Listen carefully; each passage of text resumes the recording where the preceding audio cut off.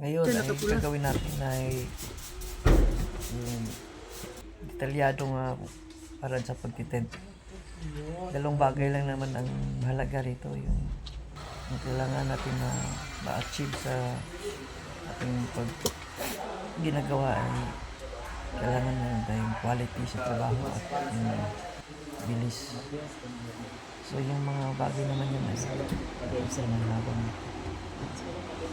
tayo ay tumatagal sa ating ginagawa, na tayong natututo. Yung mga paraan, yung mga ano ay unti-unti nating nalalaman habang tayo tumatagal. At sa pagtatrabaho naman ay hindi maiwasan natin minsan na tayo nagkakamali sa ating ginagawa, pero hanggat maaari sikapin natin maiwasan natin yung madalas na pagkakamali. So lagi tayong maingat sa ating ginagawa at lagi tayong manatili yung quality sa trabaho natin, dahil doon tayo tinitingnan sa dahil tayo kaya tawag na professionalism sa pagtatrabaho. Yan ay kinakabit ko nung katapos kong nakat yung quarter glass. Yan, kinakabit ko na siya. Ang ginawa ko dyan ay dinikit ko muna siya habang tumatagal kumakapit yung film, at para hindi na siya mag-move. So ngayon, ginawa ko naman ay pinakamalapin sa akin. Nilinis ko siya gamit yung wiper at saka itong squeegee. Tapos siyang linis ko. Ang technique ko dyan ay nag-open up ng maliit, halos kaunti na lang yung nakataas ng salamin. So sa totoo lang, sa pagtitent, marami itong paraan ng pagtitent. Kung anong technique na madali sa'yo, doon ka hiyang, doon ang madali sa'yo, yun ang master mo, doon ka na. Mayroong mga nagtitent na una sa ilalim, at sinubukan ko na rin yun, pero minsan talaga pag may kasanay, medyo mahirapan ka.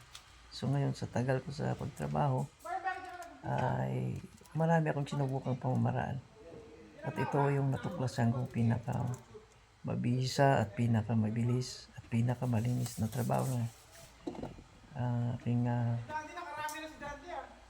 nagawa sa almost 10 years mahigit sa pagtitent. Although ang trabaho ito, hindi mo talagang lagi kang perfecto. Nasa conforme lang talaga sa tiyaga at sa pag-iingat sa pagtatrabaho. So dito, yan, gumamit ako ng squeegee, at sinigurado ko muna na hindi siya gagasgas, kaya nililiha ko muna siya. Ayan, ang purpose ko dyan ay para dumikit siya ng maigi at hindi siya mag-move yung film. Ayan, at babalikan natin yan mamaya. Ayan, i-sure lang siya na hindi na siya mag-move. Ayan, taas siya. Tapos dyan sa baba, manahulog sa baba, ay kailangan linisin mo yung banang baba kasi napakarami pa dyang buhangin na naiiwan. Ayan, mapapansin nyo, maliit na lang yung open ko para maiwasan mo yung tupi sa gilid. Kasi dyan madalas, minsan dyan ang buhangin sa gilid tsaka yung tupi. Yan, ingat din sa paghahagod dyan. Kasi minsan pagka di ka nag-iingat ay natutupi yung film. Yan, kahit dahan-dahan lang, basta sureball ka na sa iyong pagtatrabaho. Hindi kailangan na mabilis yung kilos mo. Ang importante dyan yung pinapakiramdaman mo yung ginagawa mo na makaikos ka sa mga hindi naasahang pangyayari. Gagamitan mo siya ng basahan para iwas ka sa scratch, para hindi na scratch yung film. Yan ginagawa ko siya para yung naiwan tubig ay palabas natin ng maigi at wala na siyang maiiwan. Yan na, malapit na tayong matapos. Sana may natutunan kayo sa aking pinakitang video na nakatulong sa inyo. At kung nais nyo pang makakita na pasubaybay ng mga video pa, ay huwag kalimutang mag-like, mag-share at ipakipollow na rin yung page. Yan. Quarter glass na lang. Malapit na tayo matatapos.